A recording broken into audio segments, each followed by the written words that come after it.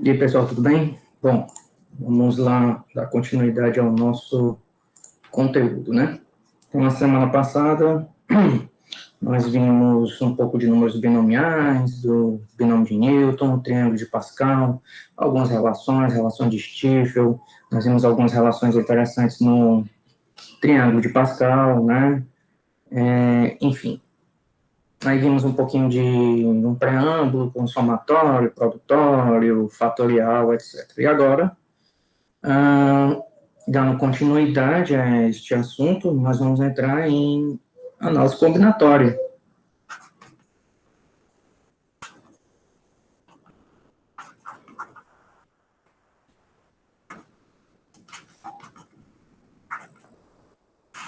E a análise combinatória, ela começa com a questão da contagem, né? Então, nós temos alguns princípios de contagem.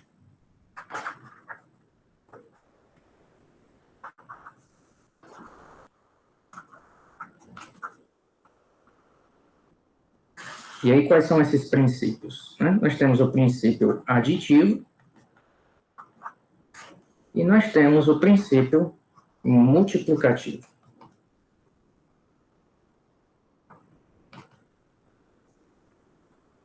Tá? Então, como é que funciona o princípio aditivo? Não já está falando, né? São situações em que a gente some, né?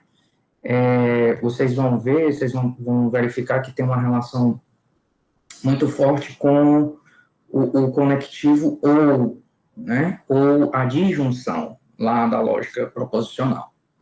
Então, por exemplo, suponha que você tenha aqui uma cidade A, uma cidade B e uma cidade C. Aí, da cidade A para a cidade B, você tenha 4 caminhos possíveis, e da cidade A para a cidade C, você tem aqui 3 caminhos possíveis. A pergunta é, quantos modos distintos nós temos partindo de A para chegar à cidade B, ou, olha o conectivo lógico aqui, à cidade C? Então, a gente usa, nesse caso, atenção ao conectivo lógico, ou, né, também vinculado à disjunção. Então, nós temos aqui uma adição de situações, tá? De A para B, nós temos 4 possibilidades, e do caminho de A para C, nós temos 3 possibilidades, no total de 7 possibilidades. Já o princípio multiplicativo, antes de ir para ele, você pode perguntar assim, mas é só isso? Só isso. Você tem 2 proposições, um conectivo lógico, lá, no caso a disjunção, que é lida como o ou, né? E aí você tem uma coisa ou a outra, quando aparece o ou, você já sabe que usa o princípio aditivo. No princípio multiplicativo, o conectivo lógico já é outro. A situação agora é a seguinte, nós temos a cidade a cidade B e a cidade C aqui agora em linha. Da cidade A para a cidade B, nós temos 4 caminhos, e da B para C, nós temos 3 caminhos. Quantas possibilidades nós temos partindo de A para chegar em C? Veja que para chegar em C, partindo de A, obrigatoriamente nós temos que passar pela cidade B. Então, na verdade, a proposição aqui é de A para B e de B para C. Então, o conectivo lógico, ó, é o I, ou seja, a conjunção, né? Então, quando aparecer o I, uma coisa e a outra, ou a conjunção, nós usamos o princípio multiplicativo.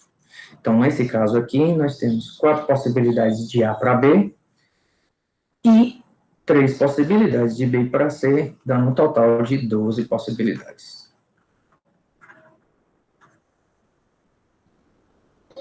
Então, por incrível que pareça, a análise combinatória, toda aquela situação de permutações, arranjos, combinação, toda ela é baseada nesses 2 princípios que são bem simples. Princípio de contagem aditivo e o princípio de contagem multiplicativo. Bom, então, como toda ela é alicerçada nesses 2 princípios, então vamos ver essas situações que nós estamos interessados aqui em fazer permutações, arranjos e combinações. E nós vamos ver a diferença entre esses três elementos, tá? Então, nós vamos ver isso agora. Então, vamos só apagar aqui essa tela. Vamos começar com permutações.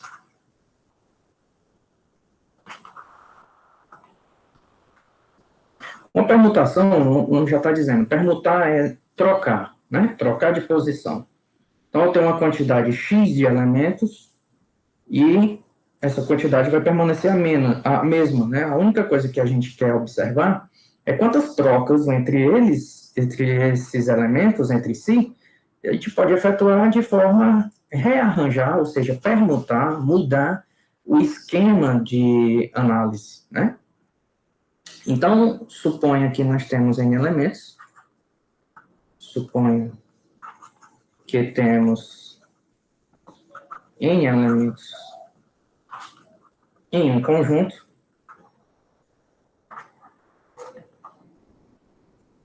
e queiramos saber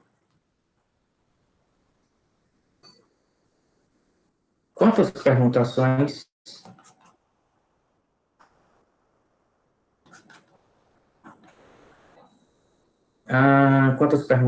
podemos ter entre esses elementos. Então, como são N elementos, eu vou colocar aqui em termos de posição, tá? Então, temos aqui o primeiro elemento, segundo elemento, terceiro elemento, o último elemento aqui é o enésimo, e antes dele é o n menos um ésimo elemento, né? Bom, então vamos dispor esses n elementos aqui. Tá. Para a primeira posição, quantas possibilidades eu posso escolher? Bom, como eu não distribuí ainda, eu tenho todos os meus n elementos no meu conjunto. Então, aqui eu posso colocar n possibilidades. Aí eu escolhi um lá e coloquei. Quantas possibilidades eu tenho para o segundo agora? Bom, veja que a primeira posição já está ocupada com um elemento, então me sobra n menos 1 elementos. E assim sucessivamente, aqui n menos 2. Vai chegar aqui na última posição, aqui, só vai sobrar um elemento. Então, na penúltima posição, tem sobrado 2 elementos. Bom, aqui é importante agora que nós saibamos qual princípio nós vamos usar, o multiplicativo ou o aditivo. E a resposta é o princípio multiplicativo. Por quê?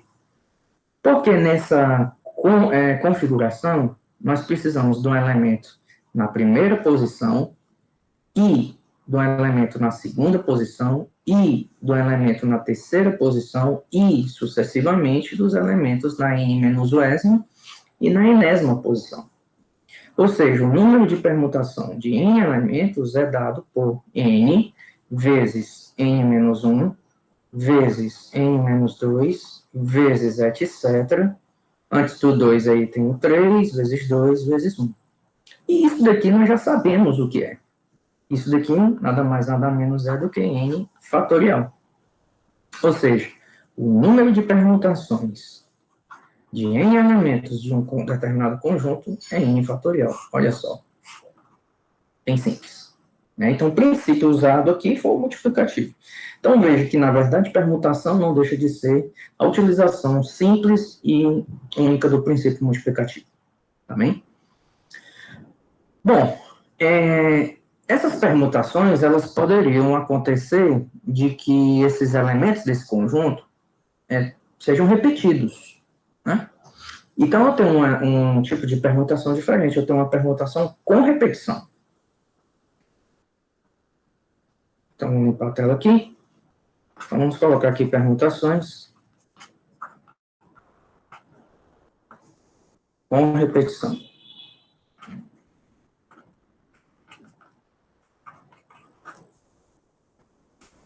Então, como é que funciona isso? Então, temos agora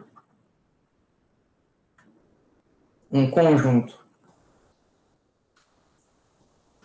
com n elementos, sendo P deles, aqui obviamente o P é menor do que N, né? Sendo que P deles são iguais. Quantas permutações podemos fazer agora?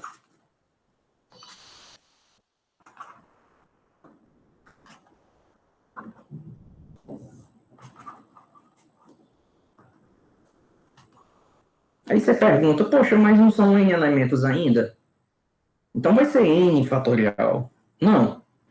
Porque suponha que eu tenha 5 elementos aqui, e esses dois sejam iguais. Esses dois aqui são iguais. Eu quero permutar esses 5 elementos. Mas se eu trocar esses dois de posição, como eles são iguais, qual a mudança que eu tive na minha configuração? Nenhuma. Então, aqui eu não posso simplesmente permutá-los aleatoriamente. Eu tenho que permutar, mas eu tenho que retirar essas permutações que são iguais, né? Então, a permutação com repetição tem esse porém. Bom, eu sei que a permutação de n elementos é n fatorial, beleza. Mas nós temos que ver que entre os elementos que são iguais, eles podem permutar. Então, a permutação de p elementos é p fatorial, né? Então, eu quero saber a permutação de n elementos com repetição de p. Na verdade, é a permutação de n elementos. E aí eu tenho duas formas de se extrair essa quantidade de elementos que são iguais, de permutações que são iguais. Vamos ver. Vamos supor que eu tenho 5 permutações que são iguais. O que é mais fácil? Subtrair 4 ou dividir por 5, que vai dar 1. Aqui, como a quantidade é pequena, subtrair 4 é fácil. Mas quando eu tenho quantidades gigantes, 150 fatorial, por exemplo, eu não consigo simplesmente subtrair, porque eu não sei quanto é que é exatamente 150 fatorial. Né? Então, o melhor que tem a fazer é dividir. Então, aqui o que é que eu vou fazer? Vou dividir pelo número de permutações dos p elementos que são repetidos, que são iguais. Ou seja, aqui vai dar n fatorial sobre p fatorial. No geral, se temos N1, N2, etc., elementos repetidos,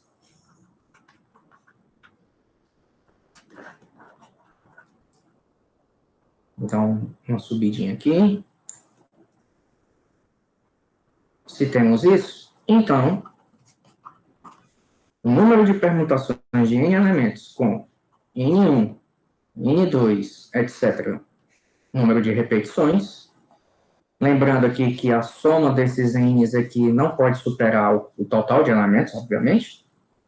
Vai ser n fatorial sobre n1 fatorial vezes n2 fatorial vezes etc. Tá? Então, isso daqui é uma forma mais geral, né? Supondo aqui que eu tenha vários elementos de forma repetida. Eu vou dar um exemplo. Um exemplo de uma situação dessa. O exemplo mais comum que a gente usa para isso aqui são os anagramas. Quantos anagramas tem a palavra, vou pegar matemática, sem o acento, que aí para não configurar letras distintas. Então veja aqui que os anagramas nada mais são do que permutações entre esses elementos, entre essas letras, para formar novas palavras. Não que as palavras formadas tenham sentido, mas você tem possibilidades de mudar essas letras de lugar, formando novas palavras. Acontece que nós temos aqui, na palavra matemática, 10 letras. Dentre elas, nós temos o A repetido 3 vezes, nós temos o T repetido 2 vezes, e nós temos o M repetido 2 vezes. Ou seja, o número de permutações aqui é o número de permutações de 10 elementos, com repetição do M 2 vezes, do T 2 vezes e do A 3 vezes. Ou seja, o número de anagramas que nós temos é 10 fatorial sobre 2 fatorial vezes 2 fatorial vezes 3 fatorial. Então, isso daqui dá o total de anagramas da palavra matemática. Aqui, em termos de conta, 10 fatorial pode ser 10 vezes 9, vezes 8, vezes 7, vezes 6, vezes 5, vezes 4, vezes o 3 fatorial. Esse traço aqui não está muito legal, vou fazer de novo. Melhorou. Aqui 2 fatorial, vezes 2 fatorial, vezes o 3 fatorial. Aí 3 fatorial, posso simplificar com 3 fatorial.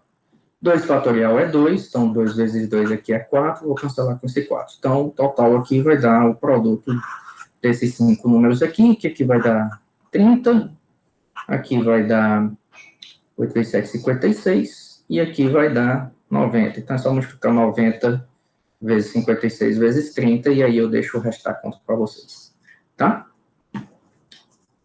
Então, o número de permutações com repetição também é bem simples, né? Tem um outro detalhe importante, em termos de permutação, que são as permutações feitas em círculo. Então, vou limpar aqui. São as permutações circulares. Então, vamos supor que eu tenho aqui uma roda, e aí aqui eu tenho vários elementos que estão dispostos aqui nessa roda. Eu quero saber quantas permutações eu posso fazer entre esses elementos, quantas trocas aqui eu posso ter, de forma a ter nessas mesmas posições novas configurações. Aí aqui tem um detalhe, nós temos quantos elementos aqui nesse caso? 1, 2, 3, 4, 5, 6, 7 elementos. Seria permutação de 7? Não, e eu vou explicar por que que não. Permutações em círculo a gente pode fazer parecido com permutações em linha. E aí, permutações em linha, acontece o seguinte, você escolhe um elemento para fixar, então vou fixar esse elemento aqui nessa posição, e os demais elementos vão estar permutando. Por que você fixa? Porque esse último aqui vai estar conectado com ele no círculo. É como se eles dois fossem um só, né? Que estão colados. Mas como estão em linha, eles estariam separados. Mas aqui não estão, eles estão ligados, né? Então eu tenho que fixar alguém. E os demais aqui vão estar se permutando entre si. Ou seja, na verdade eu tenho quantos elementos para permutar aqui? 6. Aqui seria uma permutação de 6, não seria uma permutação de 7. Então, na verdade, aqui, permutação circular, a gente vai usar esse símbolo aqui, o número de permutações circulares de n elementos é dado por n menos 1 fatorial. Bom, então, de permutações, basicamente, nós já encerramos. E aí, nos restam agora duas outras situações para terminar essa aula de hoje, que são os arranjos e as combinações. Então, vamos começar aqui pelos arranjos.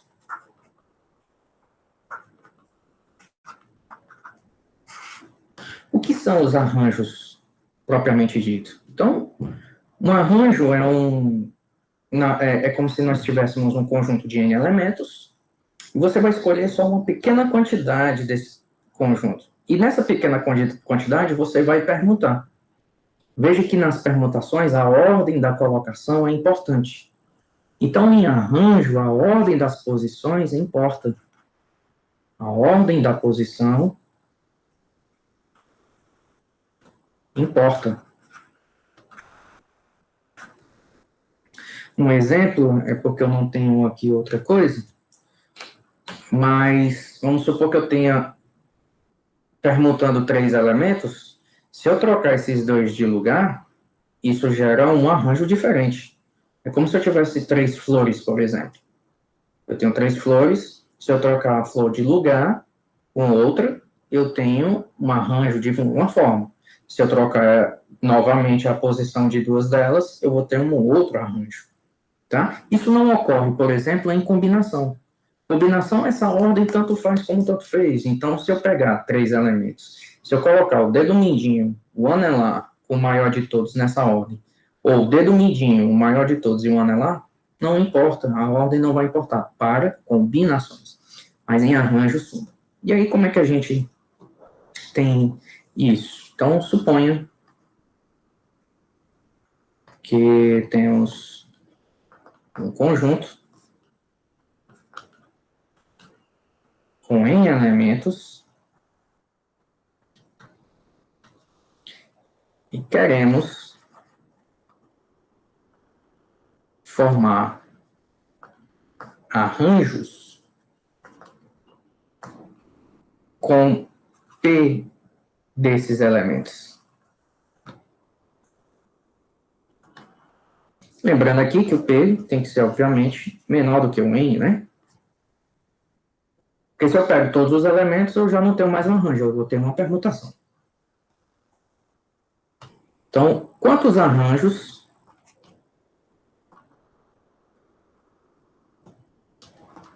podemos formar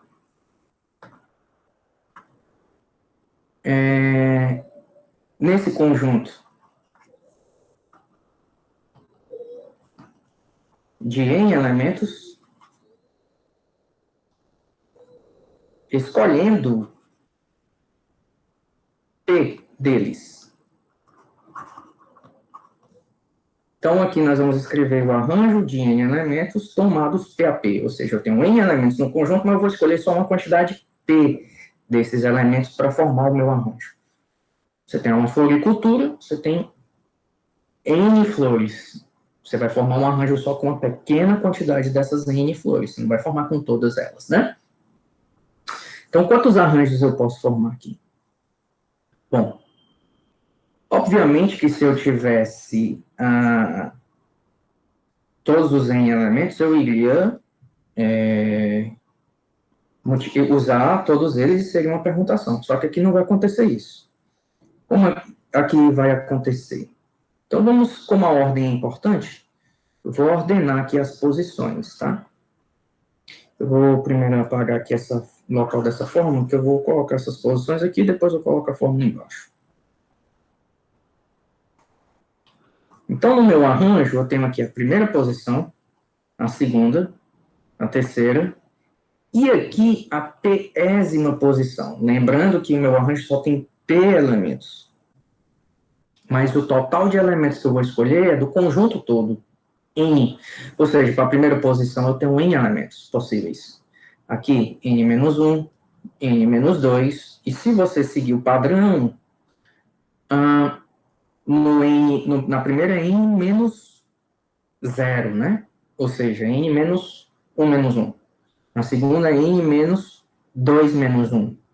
Na terceira, N menos 3 menos 1. A última, que é a pésima, é a N menos P menos 1.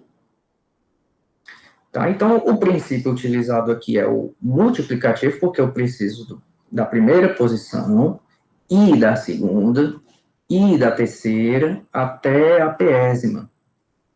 Então, o número de arranjos de n elementos tomados PAP nada mais é do que n vezes n menos 1, vezes n menos 2, etc., até esse n menos p menos 1, que é a mesma coisa que n menos p mais 1. Esse menos aqui, entrando aqui no parênteses, menos com menos fica mais. Bom, a fórmula é nessa? Sim. Acontece que nós escrevemos de uma forma mais condensada, né? O que é que nós fazemos? Eu vou multiplicar pelo que falta aqui para ficar n fatorial. Então, o antecessor do n menos p menos 1 é n menos p. Então, vou multiplicar por n menos p fatorial, que é até o 3 vezes 2 vezes 1. E, obviamente, vou dividir aqui por n menos p fatorial, que é esse produto que eu acabei de multiplicar aqui em cima. Que aí, quando eu cancelar um com o outro, volta a fórmula como estava antes.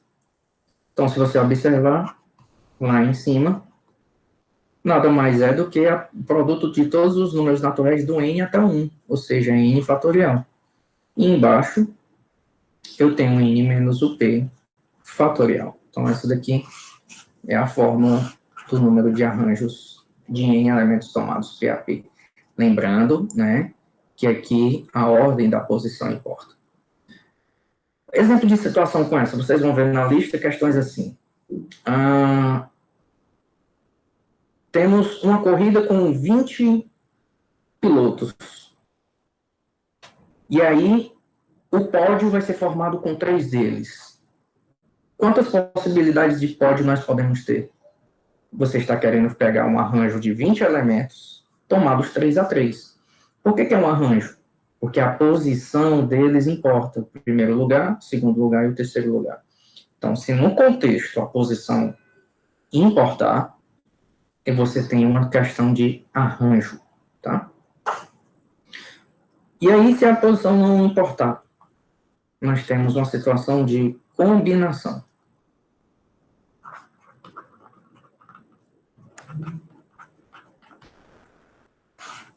E aqui, a ordem da posição não importa.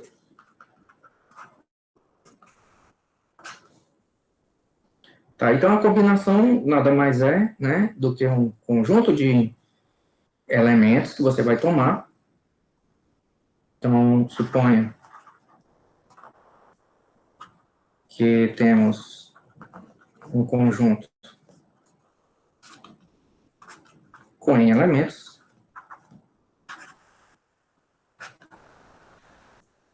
e queremos montar combinações com P desses elementos.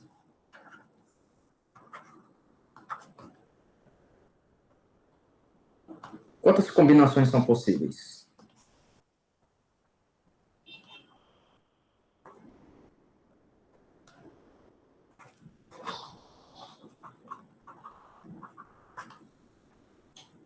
Veja que a ordem agora não importa. Então, na minha sequência aqui, eu não posso colocar as posições, porque elas não importam. Se elas não importam, então o que acontece? Eu tenho, obviamente, aqui n elementos, n-1, n-2, até n-p mais 1 elementos. O total aqui desses arranjos, de aqui se fosse um arranjo, seria, nós já sabemos que seria n fatorial sobre n menos p fatorial. Acontece que agora nós temos uma combinação de n elementos tomados PAP e nós temos um problema. Qual? Aqui, nesse conjunto, tem p elementos. Como são p elementos e a ordem deles não importa, então, por exemplo, se eu pegar o elemento que está aqui e ao invés de colocá-lo nessa segunda posição, tanto faz como tanto fez. As duas trocas de lugar, as permutações entre eles, não vão ser contadas. Se não vão ser contadas, eu tenho que retirar. E aí, como é que nós vimos anteriormente, como é que a gente retira? A gente divide. E eu vou dividir por quantas possibilidades? P. P permutações. As permutações entre esses elementos. Então, eu tenho que dividir aqui por P fatorial.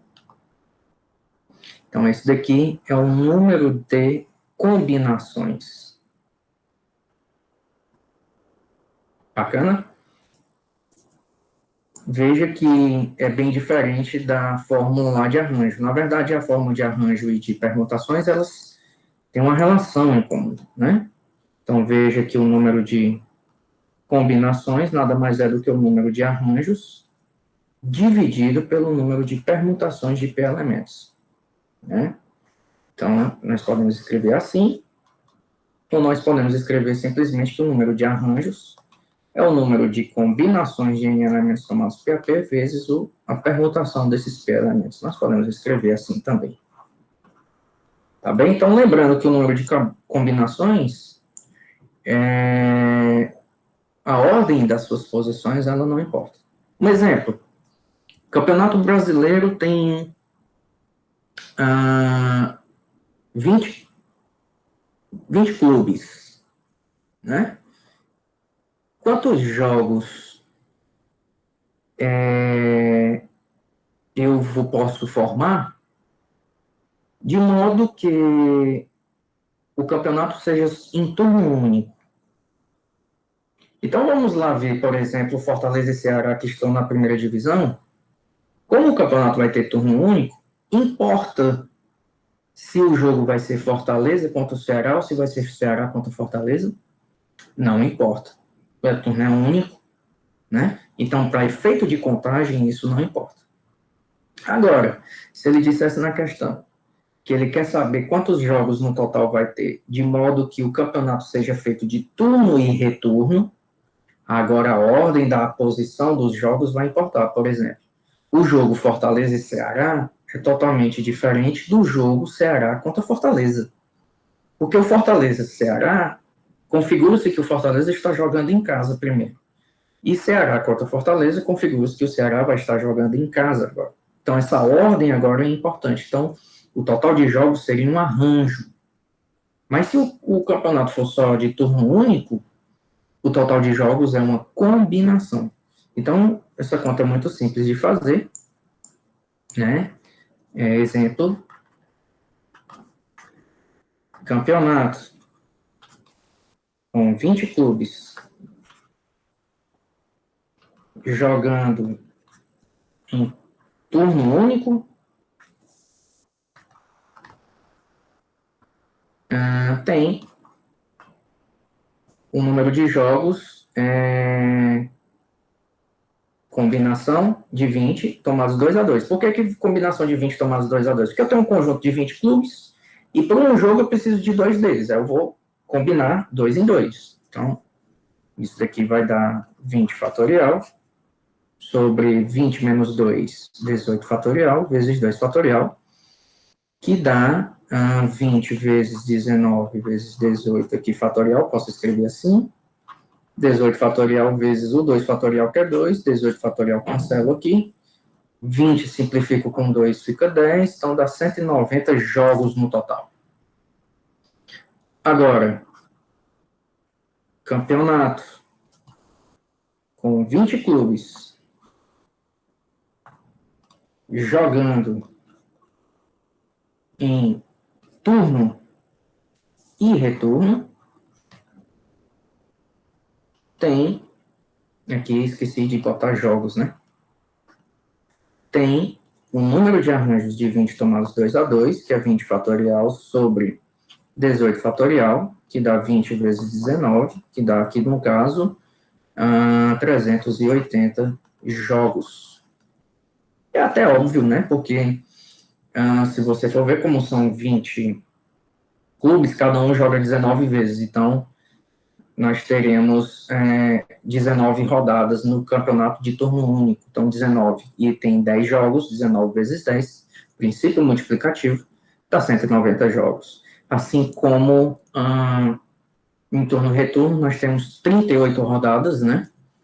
Porque joga 19, depois joga 19 na rodada, no retorno. Então, nós teríamos 38 vezes 10 jogos, que cada rodada tem 10 jogos, 380 jogos. Então, veja a diferença de um para o outro, que um é calculado com combinação, o outro é com arranjo, porque aqui depende da ordem importar ou não. Tá bem?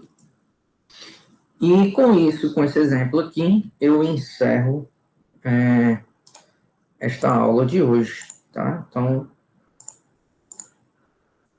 vou parar aqui a apresentação.